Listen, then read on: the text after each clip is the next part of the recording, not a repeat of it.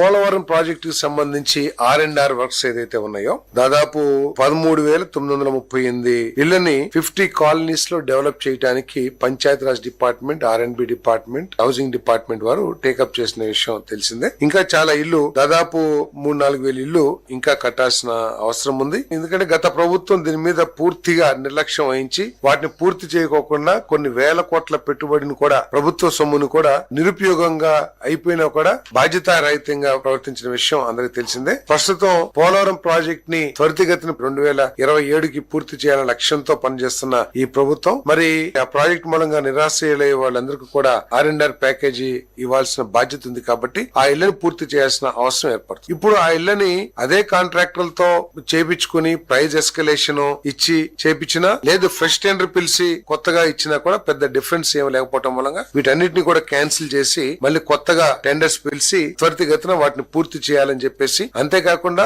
ఎవరైతే నిరాశ్రయులు ఆ కాలనీస్ కు తీసుకురాబడతారో వాళ్ళకి కావాల్సిన సోషల్ ఇన్ఫ్రాస్ట్రక్చర్ కూడా ఏర్పాటు చేయాలని చెప్పేసి ముఖ్యమంత్రి గారు సూచించడం జరిగింది. అంటే స్కూల్స్ కానివ్వండి, లేకపోతే టెంపుల్స్ కానివ్వండి, అన్ని వసతులు అంటే ఎట్టి పరిస్థితుల్లో కూడా వారు ఇబ్బంది పడుకోకుండా కొత్త కాలనీస్ కు వచ్చిన తర్వాత ఉపాధి పరంగా కానివ్వండి, లేకపోతే సోషల్ ఇన్ఫ్రాస్ట్రక్చర్ కానివ్వండి, ఎటువంటి ఇబ్బంది లేకుండా ఉండే విధంగా చర్యలు తీసుకోవాలని చెప్పేసి కూడా ముఖ్యమంత్రి గారు సూచించే